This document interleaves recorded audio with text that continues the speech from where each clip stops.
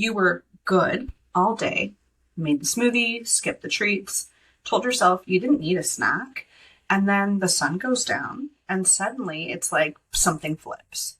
You're back in the pantry, grazing, and you feel disconnected from your body, your intentions, your hunger cues. You're watching yourself do the thing you promised you wouldn't do again. And in the morning, you feel ashamed, not because of what you ate, but because you just don't understand why you keep doing this. If that's you, this episode is for you. Today, we're talking about the good all day, blow it at night cycle and why it's not a willpower problem, why it's not a food addiction, and why shame will never be the thing that lets you get out of it. You deserve a way of eating that feels steady, safe, actually doable, even after a long day. So let's unpack this cycle together. Welcome to Unbodied Love, where we're rewriting the rules around food, body image, and self-acceptance. I'm Dr. Meredith McKenzie, therapist, coach, and your guide to a life free from diet culture and food guilt. If you ever felt stuck in the cycle of binging, restricting, or struggling to feel at home in your body, you're in the right place. Each week, we'll explore emotional eating, body image, and joyful movement through solo episodes, expert interviews, and real-life coaching sessions. Because your body is not the problem. This is your space to learn, heal, and finally break free, and to discover what it means to love the body you're in. This is, hands down, the number one concern that women bring to me in my practice. They'll say things like, I do fine during the day, but I lose it at night. I feel like a different person after 8 p.m. And even, why can't I just eat like a normal person? They've analyzed the situation from every angle. They've meal prepped, they've bought nutrition programs, they've tried intermittent fasting because it actually feels safer to have an eating window where nothing is technically off limits. And still, night after night, the same cycle happens. And they're left feeling devastated, embarrassed, convinced that something must be wrong with them. And I'm pretty sure I say this every single episode. You're not broken and you're not lacking discipline. Those are not the two things that are going on here. And no, this isn't clinical binge eating, but it is eating more than you want to. It's eating in a way that feels like it undoes all of the effort you put in earlier in that day, all of the sacrifices, all of the control. As good as you feel while you're doing it, it does feel unpleasant to a certain extent to be, being so good all the time. You might start the day making good choices, eating clean, skipping the treats, saying no to the bagel at the morning meeting, but then you're white knuckling it through the afternoon, trying to stay on track. And then nighttime rolls around. And as we said before, it's like something flips, whether it's snacking while making dinner or grazing after the kids go to bed, plowing through like a bag of chips and cookies while watching TV.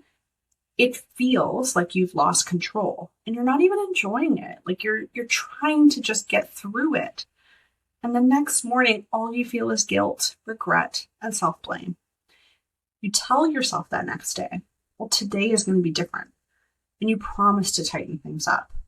And then the cycle starts again.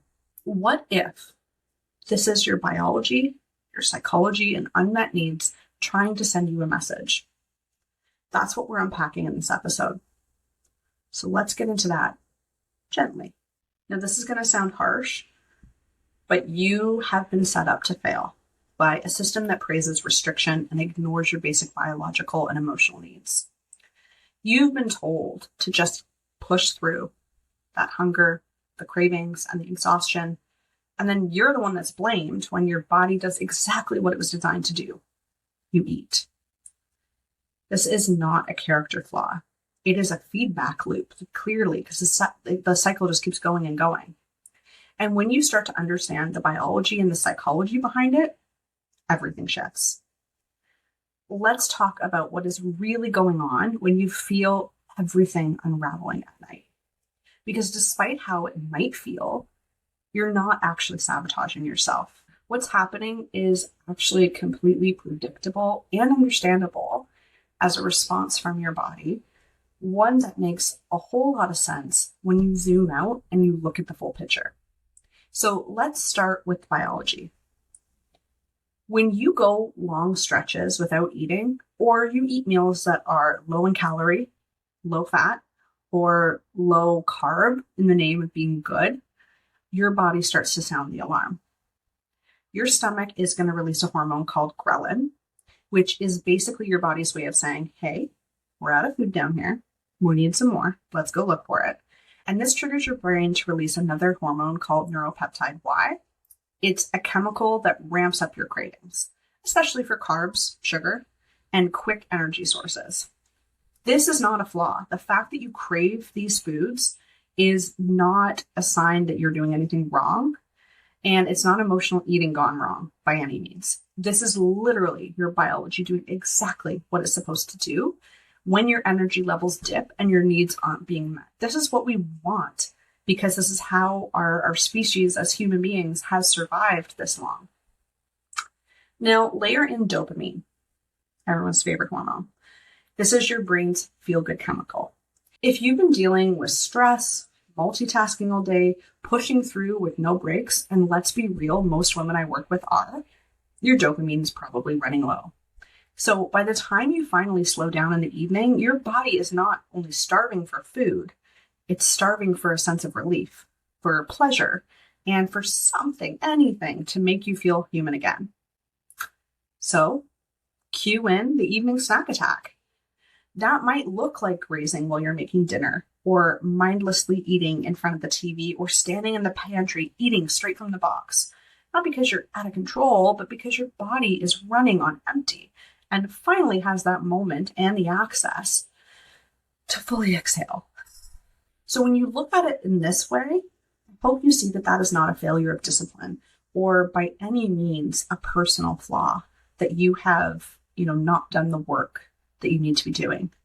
It is your survival instincts doing their job. And the really hardest part about this is that most women have been trained to ignore these cues all day long. You've probably had your body sending those signals, but you've been working to override your hunger, to silence the cravings that you're feeling, and to push through any sense of fatigue that your body is giving you, and never really asking yourself, well, what do I need right now in this moment? So when those needs come roaring back at 8 p.m., it feels like our body is betraying us. It feels like somehow this is unfair. Why is this happening when I've been good all day? But it's not a betrayal. It's a wake-up call. Your body is trying to get your attention all day. And by the time it's nighttime, when you don't have all of the other competing forces, it's when it finally gets the mic and can talk to you. Now let's talk about the emotional side of this pattern, because while biology sets the stage, it's often the emotional undercurrent that pushes things up over the edge. This is the part so many of my clients miss at first. They're smart, self-aware, high-capacity women. They've done therapy, they've done Whole30, they've done everything right. And yet, evening still feels like a battleground. Here's the pattern that I see over and over and over again. They wake up with the best of intentions. They are the definition of disciplined, focused, attentive to their families, their jobs, to their to-do lists, all of the errands they have to run. But underneath it all, they're pushing through cues all day long. But hunger cues, yes, but also the ones we're trained to not notice: fatigue, irritability, resentment, depletion, the things that are unladylike. They override them with coffee, self-talk, grit, the things that make us feel proud of ourselves and that we get applauded for, because there's so much to do and no room to fall apart. By the time evening hits and they have a brief moment of sanctuary, they're not just like physically undernourished, they are emotionally fried. And they're running on fumes. But then they end up blaming themselves for the way that they feel. They'll say things to me like, I just want to shut my brain off. I had no energy to make dinner, let alone do something to care for myself. I sat down with snacks and Netflix and completely zoned out. And I didn't even taste anything that I was eating. One client told me it's like I blue screened. I just needed to shut down and reboot myself like a computer. And that is exactly it. At that point, it's not about pleasure, it's about escape. Nothing about this is fun. Nothing about the emotional overeating, truly makes you feel satisfied. It's about the getting away from that unpleasant feeling.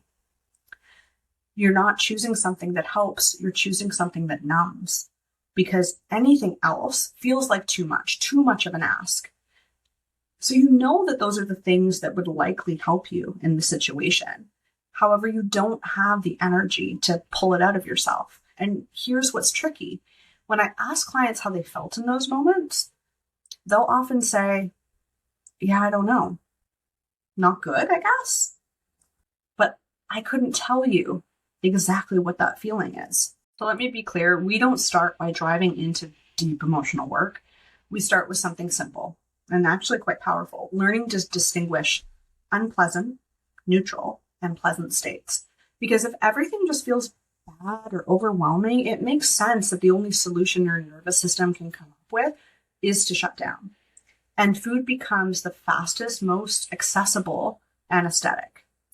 And it might not make you better in that moment, but it definitely dulls the edges of those unpleasant feelings that you're experiencing.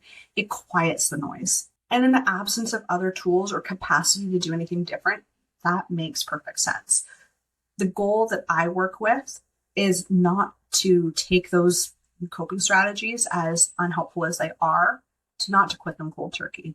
The goal is to understand what the eating is doing for you, so that we can slowly build other ways to meet that same need, not with judgment, not with perfection, but with clarity and compassion and a little more space to feel without needing to numb.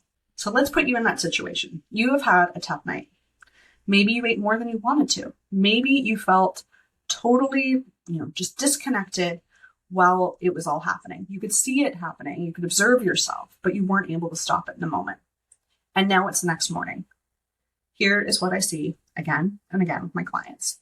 They wake up feeling heavy, and not just physically, but emotionally. And their instinct is to get back on track. So they say to themselves, I need to be better today. I cannot let that happen again.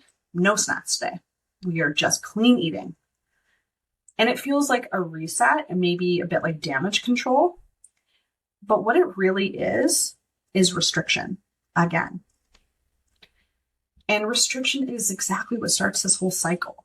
It's the one, and this truly is one of the most disheartening parts of this pattern, because it feels like the right thing that you should be doing next. Especially, you tell yourself that you're trying to be healthy, that you're trying to make up for what happened, that you're trying to feel in control again. All things that you desperately want, and it makes a whole lot of sense that you want to be there. But here's the truth. Restriction isn't the solution. It is a trigger. It's like hitting snooze on a smoke alarm instead of actually putting out the fire.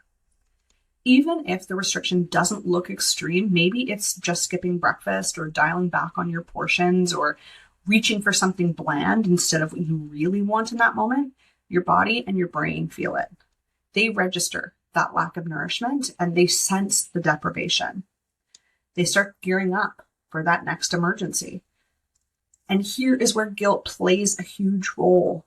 When you feel ashamed of what you ate and how much you ate, that guilt makes you want to tighten up, to try harder, to fix it.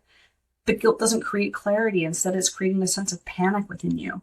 It puts you back into your head and analyzing everything from the night before. I shouldn't have had the crackers. Next time I'll drink tea instead. Maybe I just need to eat dinner earlier. All of the things that you're trying to do to rationalize and make sense of what went wrong so that you can do things differently. And don't get me wrong, strategies can be helpful, but when they're driven by shame, they usually just lead to more control, more rigidity, more pressure to perform perfectly the next day. And then by the time evening hits again, guess what? You're exhausted, you're underfed, you're emotionally depleted, and your brain says, let's eat, let's do this. So I want to take a little sidestep for a moment, because this is a belief that I hear all the time. I don't think that I'm restricting. I just eat too much. It must be that I'm addicted to food. That makes so much sense that you would feel that way, especially if you've tried everything to get things under control. and it keeps slipping through your fingers, especially if you're doing your best to not diet anymore. Maybe you're eating 3 meals a day. Maybe you've even given yourself permission to have dessert after. But here's the part most women miss, that restriction isn't just a physical act. It's not just skipping meals or cutting calories. It's also quite mental. And mental restriction sounds something like this. Well, I shouldn't be eating this. This is so bad for me, but I already blew it. Okay, I'll have one, but no more. I'm being so good today, I'll keep it up.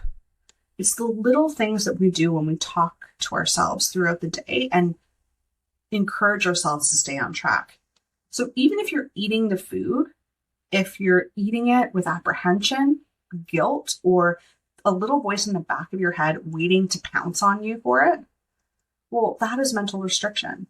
And restriction is the number one predictor of overeating. So here's how this shows up in practice. When clients come to me, they've usually spent years trying to eat clean, light, or, just enough.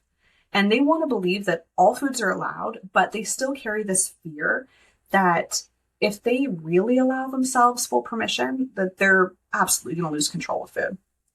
And that fear alone creates a kind of tension in the body, this bracing against what might happen next, right? You're predicting already that this isn't going to end well. One client told me, I just want to be the kind of person who can have one bite of cake and move on. But the way she said it, it was laced in shame. Like that one bite had to be earned. And any more would ruin everything, put her over the edge. Here's what I want to gently remind you of. As an intuitive eater, I myself often have one bite of cake and move on. But it's not because I've trained myself to stop at one. It's because I'm not anxious about the cake in the first place. There's no pressure, no scarcity, no last chance energy. For example, my son last night was eating vanilla ice cream with fresh blueberries, delicious, in British Columbia currently. And I totally had a scoop of his ice cream, a little bite of it. And I didn't have ice cream again for the rest of the evening. There is no worry about it. And when there's no restriction, there's no need to rebound. But for someone who has a history of restriction, even just in their thoughts, eating can feel loaded. Even when you're trying to do it normally, even when they want to be relaxed around food. And sometimes it's actually not about food at all. Sometimes emotional eating is just doing what it's designed to do, offer us comfort. And that's not wrong. That's actually very human. I remember when I became a new mom, the overwhelm of nighttime feedings, the constant vigilance, and the lack of any alone time for myself, I found myself staying up later than I meant to, watching trashy TV, eating whatever snacks were around. And not because I was out of control, but because it was the only moment that felt like it was mine, just mine. Now, was that the most nourishing self-care? No. But it was a survival strategy. And sometimes that's where we have to start, understanding that eating serves a purpose. So in case you're asking, in case this might be you, psychological restriction is often harder to spot than physical restriction, but it is just as powerful. It shows up in the way you talk about food. You describe it as greasy, heavy, or I've already had enough. Maybe you hold the belief that certain foods should only be eaten rarely, even if they're technically allowed. Or you experience a sense of anxiety about what might happen if you eat more, or you go back for seconds, or even let yourself enjoy something without compensating for it later. You might not be on a formal diet. You might be eating 3 square meals a day. And there's still that part of you that is judging yourself for the food that you're eating, or is trying to manage it, or even maybe negotiating with yourself. That is still restriction. And that tension is exhausting. It's the emotional equivalent to walking around all day holding your breath and then being surprised when you finally gasp for air at night. Of course, you're going to take a big, unattractive suck-in breath. It's not going to be dainty. So what can you do instead? Especially when you're tired, overstimulated, and the last thing you need is another task or rigid food rule. The answer is simpler than you might think. And I'm going to be honest, it's not always easy, but gentle, doable, and truly rooted in your own self-care. So let's walk through it. Step 1 is to start by eating enough during the day. This is absolutely foundational. And I know it sounds too simple to make a difference, especially if your evening eating feels compulsive or emotional. But skipping meals or eating light or relying on willpower all day, it pretty much guarantees that your body is going to scream for food later. So start small. Look at your day and ask, where am I waiting too long to eat? Where am I under eating, even if it's unintentionally? Where can I add and not subtract? Start by trying to eat every 3 to 4 hours and including carbohydrates, fat, and protein. That does not mean that you are macros counting, but you are trying to make sure that you have a balance of all of the things that your body needs to function. All 3 play a role in helping your body feel safe and satisfied. And that safety sets the stage for more balanced evenings. Step 2, ditch the food morality gently. And so this is that good food versus bad food mindset. It's one of the biggest drivers for nighttime overeating. Even when you're not physically restricting, the idea that certain foods are dangerous or fattening or need to be earned can create that low-grade tension in your body. It's like holding back a wave all day long until it just crashes while you're sitting on the couch. This shift doesn't happen overnight, and I want you to be gentle with yourself on that. You don't have to force yourself to love cake or chips or eat them every day. But you do need to stop treating them like forbidden fruit. Start noticing how you describe the foods that are in your world and the things that you're really drawn to. Catch yourself in those subtle judgments. Well, that's heavy, or I shouldn't be eating this. This is my cheat day. And gently challenge those thoughts. What if food just is food? What if you get to decide what feels good and satisfying with any sense of guilt? Step 3 is to get curious about what food is doing for you at night. And this one can feel tender. It's not about judgment. It's about understanding. Ask yourself, what does this food help me with right now? What would I be left sitting with if I didn't eat this? What would be swirling around me? Is this the only part of my day that feels like mine? Because food can be comfort. It can be escape. It can be celebration. And it can be the only quiet moment in a chaotic day. And that's okay. Once you know what food is doing for you, you can start exploring what else might meet those same needs gently without taking food away. And step 4 is to create a nighttime routine that feels like a soft landing, because that is probably what you're craving. This is one of my most favorite shifts to help clients make. If your days are filled with decision fatigue and emotional labor, putting everyone else first, then you need a predictable, nurturing routine that tells your nervous system, hey, it's safe to rest now. And that might include a satisfying snack. Yes, you are allowed to eat before bed. After 5 p.m., those rules don't apply. So for you, this might look like a small wind down ritual, lighting a candle, putting on cozy socks, turning down the lights. This doesn't have to be some Pinterest perfect routine. It just needs to feel like you're tending to yourself. And if food is a part of that, it's okay. What we're doing is building additional options, not replacing, not restricting, just expanding your emotional toolbox so that you can make a choice for what feels right for you. And finally, if this feels like a lot or you're not sure where to start, you don't have to figure it out alone. You've already tried doing this through control and shame, so let's try something different. If this episode helped you recognize your own patterns, those moments where the evening spiral hits, where food becomes the only way to shut it all down, I want to invite you to take the next gentle step. If you found yourself nodding along during this episode, if the good all day, blow it at night cycle feels painfully familiar, know this, there's nothing wrong with you, but there is something deeper going on. And the next step is getting curious about it, not cracking down harder. That's why I created the Eating Personality Quiz. It takes just a few minutes, and it's designed to help you understand the real patterns driving your eating, especially if food feels like something that just happens in the background until it's too late. You'll get a personalized guide based on your results and a clear starting point that doesn't involve restriction or starting over again on Monday. And if you're ready to take that work further, you'll also be invited into Food Freedom in a Weekend, my mini course that helps you untangle your food patterns, meet your emotional needs with care, and build a more peaceful relationship with food without guilt, shame, or rigidity. You can take the quiz right now at meredithmackenzie.ca/personality-quiz. Let this be the first step towards something gentler. That's it for today's episode of One Body to Love. I'm so grateful you chose to spend this time with me. These conversations around food and body image can be deeply personal, and the fact that you showed up today open and curious means more than I can say.